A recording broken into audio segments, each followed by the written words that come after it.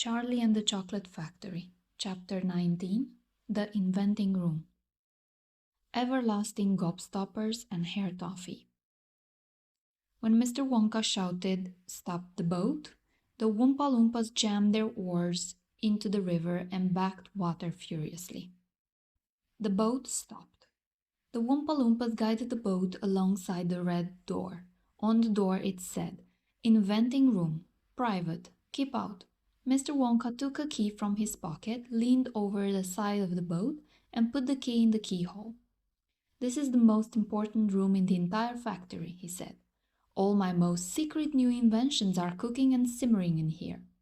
Old Fickelgruber would give his front teeth to be allowed inside just for 3 minutes. So would Prodnose and Slugworth and all the other rotten chocolate makers. But now listen to me. I want no messing about when you go in. No touching, no meddling, and no tasting. Is that agreed? "Yes, yes," the children cried. "We won't touch a thing." "Up to now," Mr. Wonka said, "nobody else, not even a Oompa Loompa, has ever been allowed in here." He opened the door and stepped out of the boat into the room. The 4 children and their parents all scrambled after him. "Don't touch," shouted Mr. Wonka, "and don't knock anything over."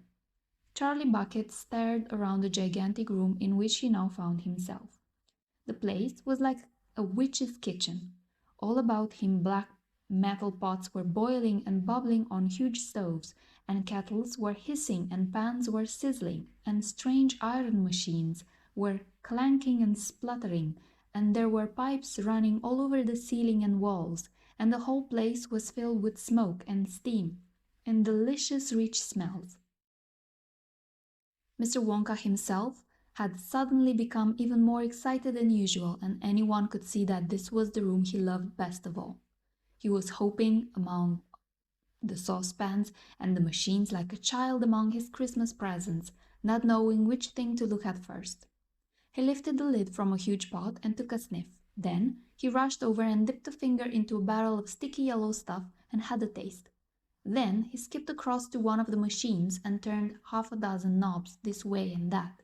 Then he peered anxiously through the glass door of a gigantic oven, rubbing his hands and cackling with delight at what he saw inside.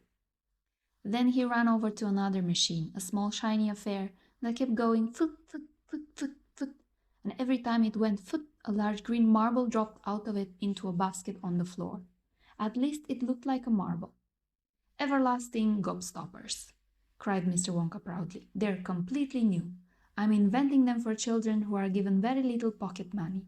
You can put an everlasting gobstopper in your mouth, and you can suck it and suck it and suck it and suck it, and it will never get any smaller." "It's like gum," cried Violet Beauregard. "It's not like gum," Mr. Wonka said.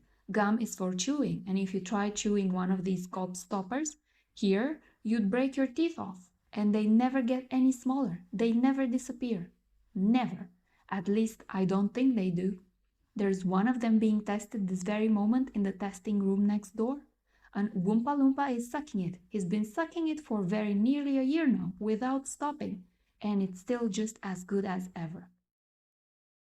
Now, over here," Mr. Wonka went on, skipping excitedly across the room to the opposite wall, "over here I'm inventing a completely new line in toffees." He stopped beside a large saucepan. The saucepan was full of a thick, gooey, purplish treacle, boiling and bubbling. By standing on his toes, little Charlie could just see inside it. "That's hair toffee," cried Mr. Wonka. "You eat just one tiny bit of that, and in exactly half an hour a brand new, luscious, thick, silky, beautiful crop of hair will start growing out all over the top of your head. And a mustache, and a beard." "A beard!" cried Veruca Salt. "Who wants a beard, for heaven's sake?" "It would suit you very well," said Mr. Wonka, "but unfortunately the mixture is not quite right yet. I've got it too strong. It works too well. I tried it on a Oompa Loompa yesterday in the testing room, and immediately a huge black beard started shooting out of his chin, and the beard grew so fast that soon it was trailing all over the floor in a thick, hairy carpet. It was growing faster than we could cut it. In the end, we had to use a lawnmower to keep it in check. But I'll get the mixture right soon, and when I do, then there'll be no excuse anymore for little boys and girls going about with bald heads." "But Mr. Wonka," said Mike Teavee, "little boys and girls never do go about with—" "Don't argue, my dear child, please don't argue," cried Mr. Wonka. "It's such a waste of precious time.